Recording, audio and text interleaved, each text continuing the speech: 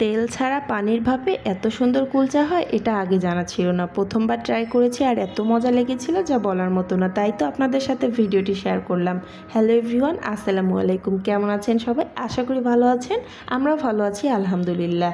তো কুলচা বানানোর জন্য এখানে আমি 1.5 কাপ ময়দা নিয়ে নিলাম। আপনারা চাইলে আটাও দিতে পারেন। আর দিয়ে দিলাম 1 চামচ ইস্ট, হাফ চামচের মতো লবণ আর 1 চামচের মতো চিনি দিয়ে সব কিছু ভালোভাবে নেড়েচেড়ে মিশিয়ে নিচ্ছি।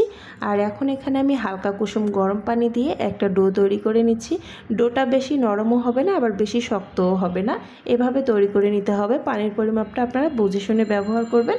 এই তো আমার ডোটা বানানো হয়ে গিয়েছে। এখন আমি সামান্য একটু তেল মাখিয়ে নিচ্ছি আর এখন রেস্টে দিয়ে দিব। তার জন্য প্লাস্টিক র্যাপার দিয়ে ঢেকে রেখে দিচ্ছি গরম জায়গায় 1 ঘন্টার জন্য। 1 ঘন্টা পরে কিন্তু ডোটা ফুলে একদম ডাবল হয়ে যাবে। আর এদিকে আমি আগে থেকে আলু সিদ্ধ করে নিয়েছিলাম, আলুগুলোকে ভালোভাবে ম্যাশ করে নিচ্ছি। এর মধ্যে এখন দিয়ে দিচ্ছি কাঁচামরিচ কুচি, আপনারা চাইলে পেঁয়াজ কুচিও ব্যবহার করতে পারেন, আমি দেইনি। আর দিয়ে দিলাম হচ্ছে হাফ চামচের মতো লবণ আর দিয়ে দিলাম হাফ চামচের মতো জিরার গুঁড়া। এখন সবগুলো মশলা ভালোভাবে একসাথে মিশিয়ে নিচ্ছি। মানে আলু ভর্তা যেভাবে করে আমি ঠিক সেমভাবেই করে নিলাম।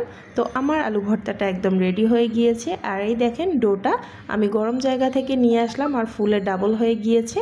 এখন আমি ডোটা থেকে হচ্ছে রুটি বেলে নিব। তো আগে যে ডোটার মধ্যে বাতাসটা আছে সেটা বের করে নিচ্ছি। তো দেখতেই পাচ্ছেন বাতাসটাকে বের করে দিলাম আর ডোটা কিন্তু অনেকটা সফট হয়ে গিয়েছে। যেহেতু 1 ঘন্টা রেখেছিলাম সেজন্য অনেকটা সফট হয়ে গিয়েছে। তো এখানে আমি লেচি কেটে নিয়েছিলাম। একটা লেচি নিয়ে এখন একটু বড় করে নিয়েছি লেচিটাকে। নেওয়ার পরে দেখেন আমি হচ্ছে এটার ভিতরে যে আলুর পুরটা বানিয়ে রেখেছিলাম সেটা দিয়ে দিলাম। দিয়ে এখন মুখটাকে বন্ধ করে দিলাম। আর এখন একটা রুটি বেলে নিচ্ছি। এখানে আপনি চাইলে সামান্য ময়দা ছিটিয়ে রুটিটা বেলে নিতে পারেন, আবার নাও দিতে পারেন। আমি একটু দেখার সৌন্দর্যের জন্য উপর থেকে হচ্ছে কালো জিরা দিয়ে দিলাম আর এখন সাদা তেল দিয়ে দিচ্ছি। দিয়ে একটু বেলে নিব যাতে করে সব কিছু ভালোভাবে সেট হয়ে যায়। তো দেখতে পাচ্ছেন আমার একটা কুলচা কিন্তু রেডি হয়ে গিয়েছে। তো এই কুলচাগুলোকে এখন ভাপ দেওয়ার পালা।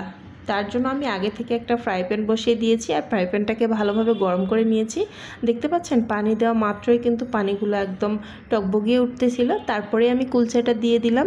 এখন আমি অপেক্ষা করব পানিটা শুকিয়ে আসা পর্যন্ত। আর কুলচাটা ফুলেও ডাবল হয়ে গিয়েছিল। তো আমি এখন উল্টিয়ে অপর পাশটা একটু ভেজে নিব। দেখতে পাচ্ছেন কি সুন্দর একটা কালার চলে আসছে। তো আমি ভাবলাম যে যেহেতু এত সুন্দর কালার আসছে তো আর একটু সুন্দর করার জন্য আর ঘ্রাণ আর হচ্ছে স্বাদ বাড়ানোর জন্য দিয়ে দিলাম উপর থেকে ঘি ব্রাশ করে। এতে করে সুন্দর ঘ্রাণ আসবে আর খেতেও ভীষণ মজা লাগবে। তো একটা কুলচা কিন্তু আমার রেডি হয়ে গিয়েছে। তো আমি এখন দ্বিতীয় কুলচাটা আপনাদেরকে বানিয়ে দেখিয়ে দিচ্ছি। এই তো এখন পানির মধ্যে দিয়ে দিলাম আর ঢাকনাটা দিয়ে দিলাম। যদি আপনাদের ননস্টিকের প্যান হয়ে থাকে আর ঢাকনার মধ্যে কোনো ছিদ্র থাকে তাহলে অবশ্যই ছিদ্রটাকে বন্ধ করে দিবেন। তো দেখতে পাচ্ছেন আমার দেখতে দেখতে দ্বিতীয় কুলচাটাও হয়ে গিয়েছে। এভাবে আমি সবগুলো কুলচা বানিয়ে নিয়েছি। আর এখন আমি ঘি ব্রাশ করে দিচ্ছি, এতে করে দেখতেও সুন্দর লাগবে, ফ্লেভারও দারুণ পাওয়া যাবে, আবার খেতেও মজা লাগবে। আপনারা যদি এটা স্কিপ করতে চান করতে পারেন, কোনো সমস্যা নেই। তো আমার সবগুলো কুলচাই একদম রেডি হয়ে গিয়েছে আর দীর্ঘদিন পর আপনাদের সাথে ভিডিও শেয়ার করতেছি।